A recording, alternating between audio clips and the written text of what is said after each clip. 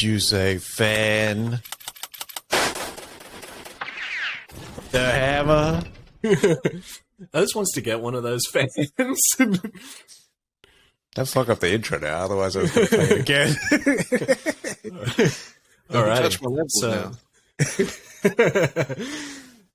So Fall of the House of Usher has rap shooting. The Duffers were talking about all the character deaths in Stranger Things. This is the one I didn't fucking read too much into it, but they were just discussing everything in regards to that with the new season coming up. Jack Carr. Sorry, Jack Carr is loving the audience reaction of fucking Terminal List. He said, fuck the critics. I didn't make it for the critics. It's for the people that served. Fucking Yeah. Yeah. So Netflix also set their Tudum event, which is on the 24th of September for this year. Hopefully we get some Witcher news. That's what I'm excited about. Maybe we'll get that December release again. We also got our first poster for Samaritan. You know, I'm fucking hanging for this movie as well. Should be fucking good. Yeah. Apple has seen the potential for Loot and has announced that a second season is coming through. Give it a loot. Yes, sir. What do you call Alden Ehrenreich? Our Han Solo has now joined Ironheart for Marvel as well, coming through for Disney+. Netflix has got one of the best hairs in the fucking soccer game, David Beckham, and they got the doco coming out as well. The HBO chief was also discussing the upcoming slate after the Emmys, which sounds fucking exciting. Champignon. Jeff Goldblum, he's replacing Hugh Grant in Laos just due to some scheduling conflicts, and he's replacing him for Zeus. That's right, yeah? Chaos. Chaos. I think that was autocorrect on the notes there. In Laos. Shout out to Laos. I got some homies from there. We got season 13 of Archer, which is turning out to be like secondhand fucking South Park. Season 13, late August coming through. Sam Taylor Johnson is going to direct the Back to Black Amy Winehouse biopic. And Jordan Peele, I almost fucking actually read Peele's. He said that Nope is going to have like the perfect reflection of both horror as well as joy in the film as well, which sounds fucking cool because these trailers, excellent. Ryan Gosling on their Marvel rumors. Sorry, man, O's drew a fucking blank with this one as well.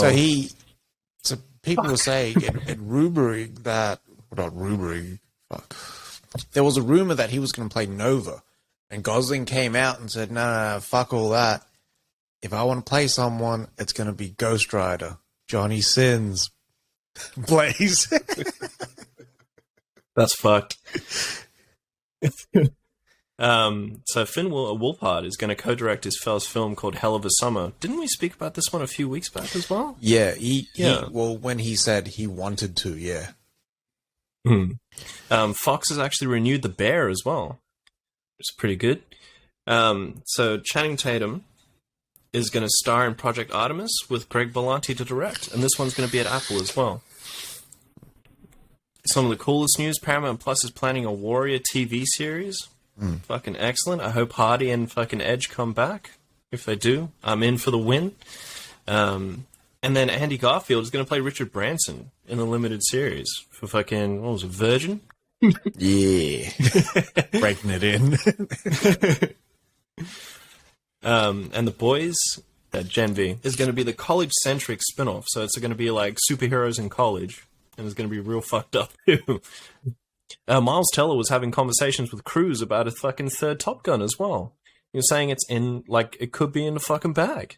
I'm fucking pumped for that as well. After that little snippet we got with, when the jet crashes and they get there behind enemy line section, I was in. It was good. Unfortunately, Salem's Lot has been delayed from the 9th of September to the 21st of April as well for next year in 2023. Taker, which I really didn't want to hear from in regards to doing another Thor movie, said he will do Thor 5 if Hemsworth returns. I was like, get the fuck out of here. I can wait. Yeah. Kaluuya, he was saying that he will not be in Black Panther 2 as well. Emerald Fennell is going to co-write the John Wick spin-off. All right. Yeah. Samara Weaving and Tony Revel Revelori are going to join Scream 6. Dean Flesher camped to direct the live-action Lilo and Stitch. I know B is fucking hanging for this. She saw the news today and sent it straight to me. So Hala Yakub is going to play Shishakli in Dune Part 2. And Martin Lawrence said there could be at least one more Bad Boys film with Will Smith in there, which I'm very apprehensive about. Adam Scott has joined Madam Web.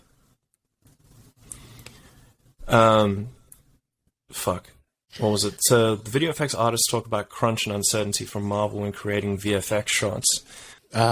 What they were saying was Marvel doesn't really get pulled up about like the undue pressure that they put visual effects artists under in order to create these shots, right? So a lot of the shots look shit, and we've seen it in Marvel movies, but like the visual effects artists always get blamed. But it's not their fault. It's the timeline that Marvel gives them. They might only have like 4 weeks or something, and they want alternates. They want like, oh, give me 3 variances on this one shot. Yep. And then they essentially the director will agree on something, but then the studio will agree on another thing. So it's just all over the shop the way people want or need things to look. It's crazy. And and it's gotten so bad that some artists have like requested not to work on Marvel projects, even though they're some of the biggest customers of these visual effects companies, which is wild because you haven't heard too much shit about Marvel. Yeah, and like a lot of that is now leaking out. True. The Russos also spoke about streaming versus cinema. So there was a big discussion behind that because they're on both sides when it comes to this. They've done their streaming movie. They've also had a lot of their cinema films as well. When they were talking about the points they were saying with cinema, with releases, it can almost be put into that notion of being more elitist with cinema release and that it's very, very expensive as well. Whereas with streaming, it can be a lot cheaper. Like with The Grey Man, they were talking about, they shot it like it was a big film, but they actually had a smaller budget for that, so it worked out really well. Yeah. Lastly, we also had Mickey Rourke. Mickey Rourke fucking really ripped into Tom Cruise. Fucking hell. What do you call it? Mickey Rourke was saying, basically he has no respect for the Cruise and everything he does because he plays the same character all the fucking time. And he said he would rather give the roses and the flowers to Al Pacino, Robert De Niro, things like that. I thought this was an extremely hot take from fucking Rourke there. I fucking like what Cruise does. He's a great actor. Fucking hell. But Cruise, I don't think, makes those small, niche, dramatic movies either. No. He makes a certain type of movie, and for that certain type of movie, Cruise is the fucking man. Yeah, Cruise plays to his strengths. Not yet. Cruise can act, though. Yeah. Cruise can do all the things that Rourke said he can't. He just chooses not to. I mean, look at Cruise. Look at Cruise in a what's his face? Magnolia. A few good men, or like something like that. Or The Firm, or something like that. He's extremely on point. He knows how to act. He can act if he wants to. Jerry Maguire damn near got him a fucking Oscar. He can do it if he wants to. He chooses not to.